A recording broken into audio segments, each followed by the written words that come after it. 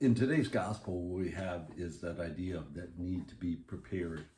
When we think about Jesus talking about the need for preparation, he usually uses one of two things. He usually uses the idea of a wedding, because the wedding would start when it started. There would be a period of betrothal. Then, when things began to, toward the end of the year, when things began to be a little bit more serious, there would be the final negotiation, there would be the building of the bridal chamber. So a wedding would start when it started. We kind of knew a little bit about when it was going to start, but not the exact hour, the exact time. The well-wishers would want to be the first, the best friends would want to be there first, to be the first to congratulate and to give thanks to God for the blessings of the wedding. Um, but the wedding would continue to go on for a few days, as people would come and go. The bridegroom and the bride wouldn't have to be up, nonstop for 24 hours a day. But you wanted to be there in the beginning, if you were, especially if you were a good friend or a prominent member of the community. You'd want to be there early. And then the other one that Jesus uses, the idea of the landowner who sends out his farm to rents out the farm to tenant farmers. Again, they're thinking, well, the landowner is going to be there, he's going to be a while, so we can slack off and do all of those things. And then all of a sudden, the landowner shows up. And so when we think about that, it says the kingdom of heaven will be like the 10 virgins who took out their lamps.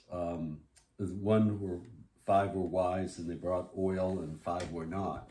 One of the things about preparation is that we can think about preparation in terms of the Lord has given us the ability to know what we need to do. So if we have serious sin in our life, we need to go to confession. If we want to continue to develop a relationship with Him, we can come together in prayer, maybe make time for adoration, to read the scriptures, come to Mass on a regular basis. Those types of things help us and sustain us in our life. But one of the things about the ones who were foolish, and I like this was kind of from a website called The Craft of Preaching, which is done by Lutheran pastors.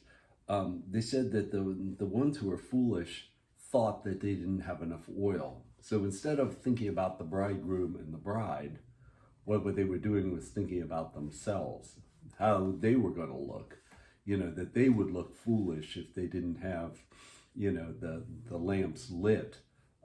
It's not that they would be, excluded, but they didn't want to be, thought of poorly.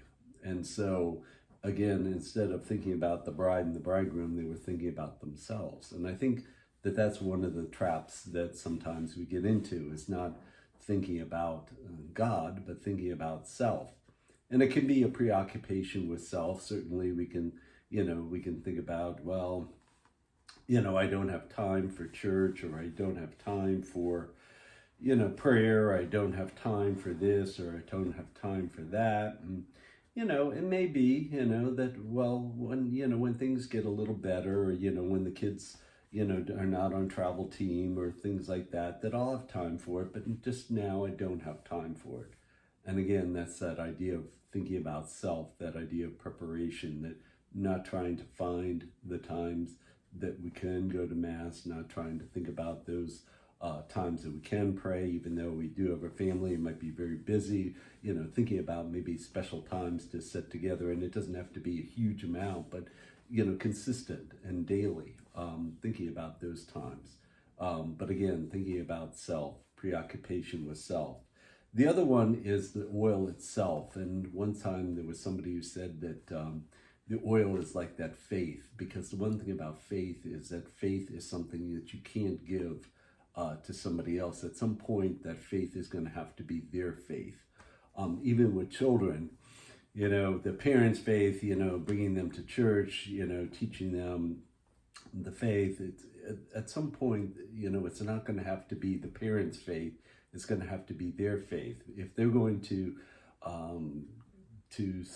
thrive in a world that's increasingly a little bit more hostile each year, with the faith, then it's going to have to be their faith. It's not going to be the parents' faith that's going to sustain them and get them through high school and college and the whole thing like that. So again, that idea of faith, because otherwise what it would be, if you took it literally, is that Jesus is commending the ones who wouldn't share, who were selfish, and that's that's certainly not the case. But if we think about the oil in terms of faith, then it begins to make sense. Then it begins to think, okay, that they couldn't give something that has to be theirs, that has to be their own faith that brings them there. So I like that. And then it says that lack of preparation. And it says, stay awake, for you neither know the day nor the hour. And so there are times certainly where, where people will have maybe a long illness. But there are times where, somebody, is at the office one day and everything looks great. And then the next, an hour later, they're deceased. There was one time when I went to a hospital, this is back in several parishes ago, but went to the hospital and they said this person was not doing well, and I got there and the person had already died, so I said the prayers for them. But the person, was young, he was under 40.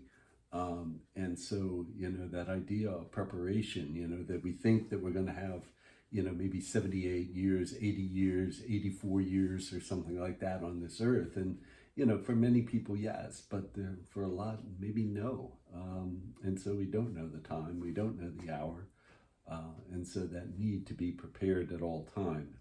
And so when we think about this particular gospel, it's really a good gospel to help us to get into that season of Advent. That season of Advent is really that season of preparation.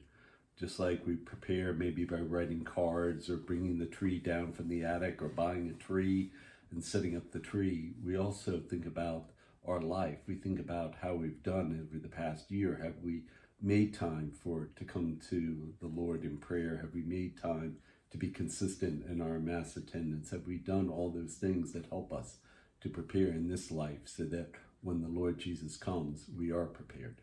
Thanks and God bless.